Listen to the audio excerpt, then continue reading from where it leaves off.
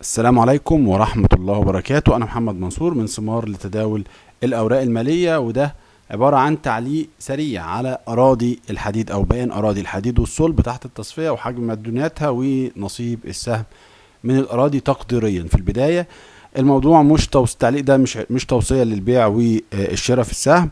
الموضوع عبارة عن ألارم عشان كتير من الحاجات بيتم تداولها على السوشيال ميديا، قد يكون فيها بعض الغرر اللي بيقع على بعض المستثمرين. مش محتاجين ان حد يبالغ في التقييمات او حد يخسف بالتقييمات الارض، لكن احنا بنحاول نكون نوعا ما واقعيين ونحاول نظهر بعض النقط المهمة بالنسبة للشركة.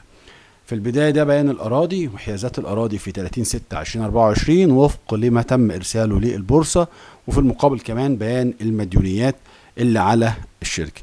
إجمالا المساحة الإجمالية بالفدان 1630 فدان، المساحة الإجمالية بالمتر 6846 وشوية.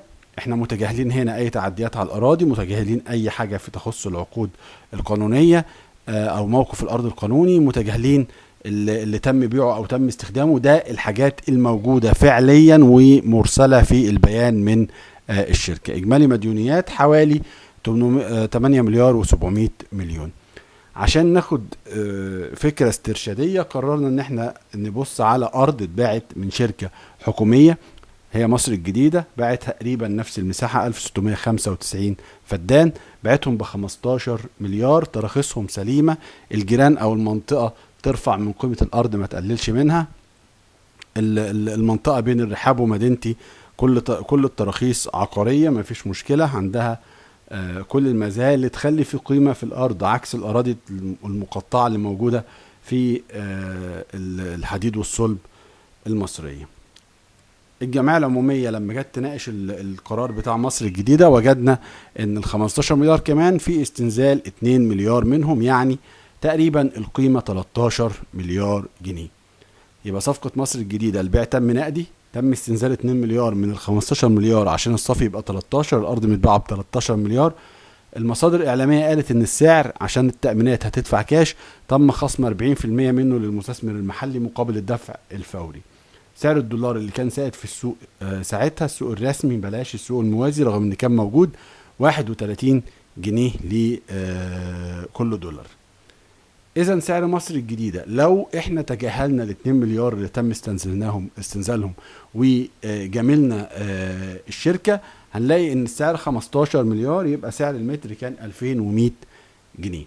طيب احنا عاوزين نجامل اكتر، يبقى سعر متر الارض في الصفقة نرجع الخصم بتاع ال 40% وما نستنزلش كمان ال 2 مليار، يعني نشتغل على رقم 15 مليار، تبقى القيمة الإجمالية للأرض 25 مليار جنيه، يبقى سعر متر الأرض 3500 جنيه تقريبا في المساحة الكبيرة دي، باحتساب سعر الدولار السائد وقتها 31 جنيه.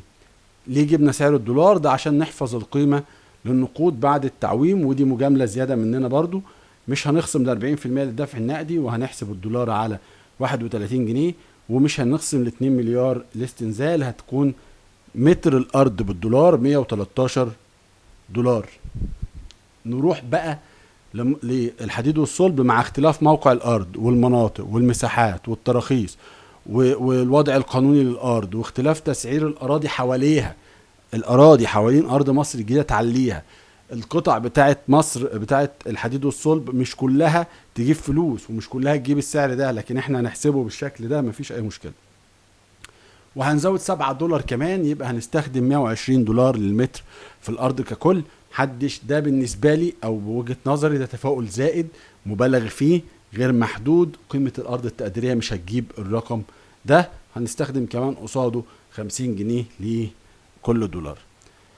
هنجد ان احنا هنعمل سيناريوهين. السيناريو الاول عشان اجاملك بزيادة تاني، مش هنخضع الربح اللي طالع من بيع الارض، اللي هو الفرق بين قيمتها الدفترية اللي هي تقريبا ما تساويش حاجة لحصيلة البيع، اللي هو بقيمة الارض بالدولار 821 مليون دولار، وده رقم مش هيدفع، لكن انا هحسبها لك كده. هتلاقي ان في الاخر نصيب السهم من الارض حوالي 33 جنيه، وده سعر الاغلاق اللي حصل امبارح. واذا اشار لشيء فبيشير انك مفيش داعي لحد يبالغ في التسعير ويحصل حمى للشراء ملهاش اي معنى.